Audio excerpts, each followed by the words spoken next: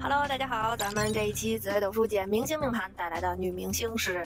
逆风翻盘，有一个美好结局的女神舒淇。那我们还是从3个方面来简单的聊一下舒淇的命盘。第一是她的性格形成，包括她一些关于面相的部分。第二呢是为什么她的这个格局可以低开高走。那我们来谈一谈不同的10年的流年大运对于一个人的人生多么的重要。第三呢就是关于她和冯德伦的婚姻的问题。那么她结婚的这件事情到底是怎么样从命盘当中体现出来的？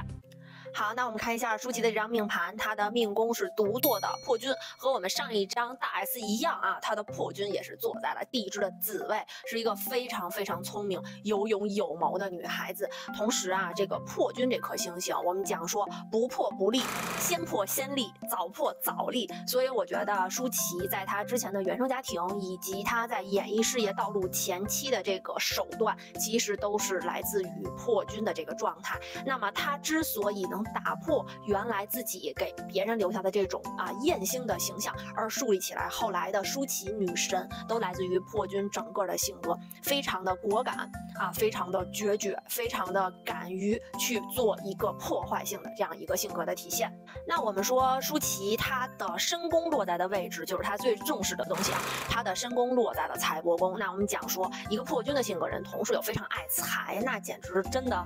我们讲说可以说为了挣钱就是底线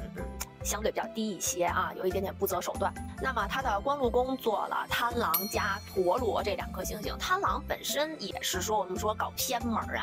可能会走一些不走寻常路有一些歪门邪道的这种小机会会碰到他。那所以其实他一开始火走3级片女明星的这个道路，也算是女明星当中不是很常规的路线。那么他有这样的机会，同时他旁边又带了陀螺这1颗凶星，那他就会源不断的有这种机会找到他。那其实他很好的利用到了这一点，成就了他后来未来的事业的发展。我觉得舒淇真的是一个很聪明的女生敢想敢干。同时呢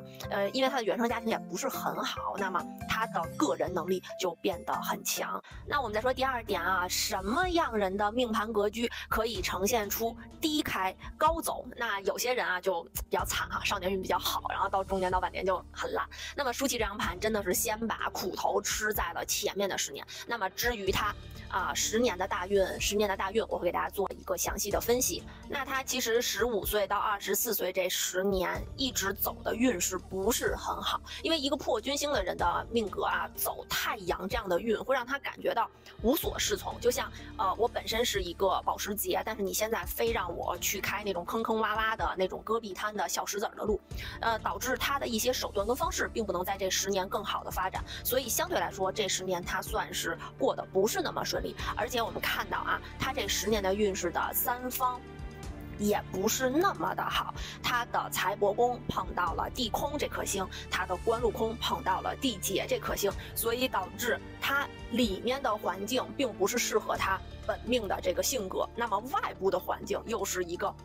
我们说紫微斗数最可怕的2颗星星地空和地劫那就是他的钱和他的工作最终都并没有给他留下什么，让他自己呈现了一个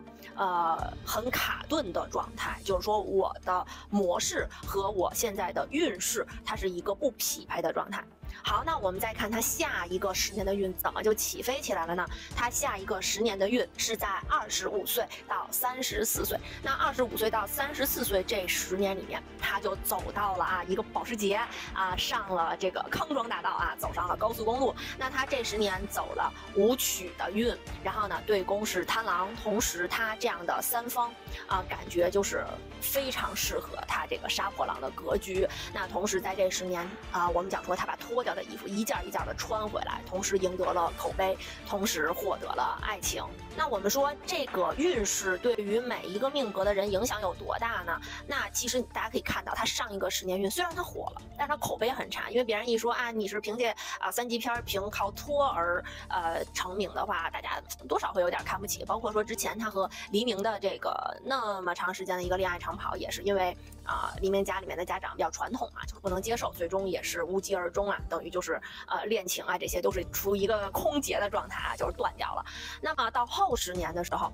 它整体的状态呢就会好起来，它的口碑也变好了啊，它的状态也变好了，因为整个的环境更有利于这辆保时捷，然后在它的这个道路上行驶。所以当有一些人10年的运势不好的时候，其实大家都不要着急，可以等一等，因为下一个10年的运也许就符合你的命格。那运势好的时候我们就疯狂起飞，运势不好的时候我们就猫着啊，我们总会等到好运的时候再继续发力，这样子的话呢就会事半功倍。好，那我们再说一下他和他的这个冯德伦啊结婚的这个事情。那这个是在2016年的时候官宣的。那我们看一下舒淇2016年他的流年的运势。那2016年他的命宫走的是七杀文曲带右弼，那他的夫妻宫大家看啊，走了廉贞天相文昌左辅擎羊加火星，哎呀，好热闹是不是？那我们先摘取它最重要的部分。那首先啊，廉相的人给人感觉就是既很有主见，同时又非常懂生活。那毕竟带天相，我们讲说天相叫衣食主。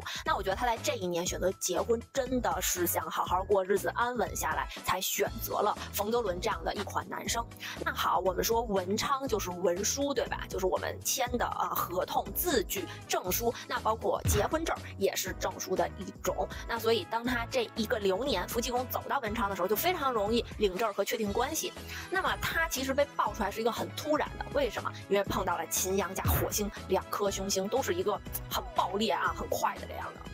这种情况啊，很快的就去官宣了。那当大家想判断什么时候有一些突发事件的时候，大家可以按照我的这个思路，然后去看一下你自己的命盘。那之前官宣被爆啊，说可能是因为舒淇怀孕了，所以才跟冯德伦说这个奉子成婚。其实我觉得就是并不是这样的，因为我们再看一下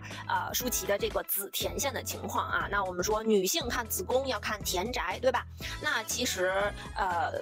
面相上也会有相关的。大家看啊，它作为一个焰星嘛，对吧？从面相其实可以看得出来的。那对于面相上来说，女性的子宫其实就是在眼距，就是大概这样一个位置。那这个地方眼距越宽的人呢，其实在这方面能力就比较强一些，欲望也比较强一些。所以当你看到哪个女孩子这个位置非常宽广的时候你就能知道那可能确实是就是需求度会高一些。那么从命盘上看她的子女宫左天同化禄，其实还是很不错的但是她的田宅宫，就是她子宫的位置是太阴线加地劫。那同时呢，田宅宫这个辛干引起了文昌的化忌，所以呢，我觉得对于这段婚姻他如果要一个宝宝，肯定是至于他的运势会有一个提升。这个宝宝其实是很旺这个妈妈的，但是呢，因为他子宫本身的状态带了地劫，然后呢，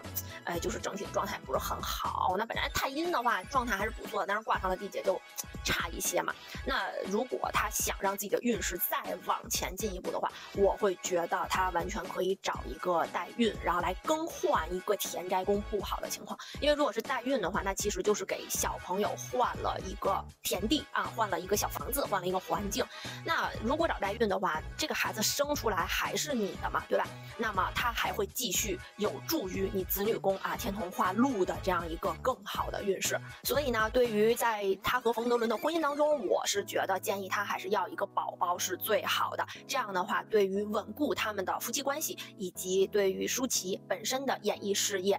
包括挣钱方面、名气方面包括一些口碑方面，他会更加的晋升一步。好吧，那老规矩，我们的打油诗美艳动人是舒淇，逆风翻盘不容易，桃色事件重云集，终成冯太情不移。好吧，那我们第3期的女明星命盘已经做完啦。然后如果大家有喜欢的女明星，可以留言给我，我尽量去给大家找到他们的出生年月日时。如果不行的话，我就反推出来。那还是我们年底的时候，我可能会开一场直播，或者是线下给大家讲一下关于明年流年运势的部分。如果大家感兴趣的话，可以留言给我，我把我所有通讯方式贴到视频的最后。那么希望大家呢可以积极的关注我，然后点你的小铃铛，然后呢大家多多的给我留言评论，我都会认真回复的。好吧，那今天的视频就到这边啦，大家拜拜。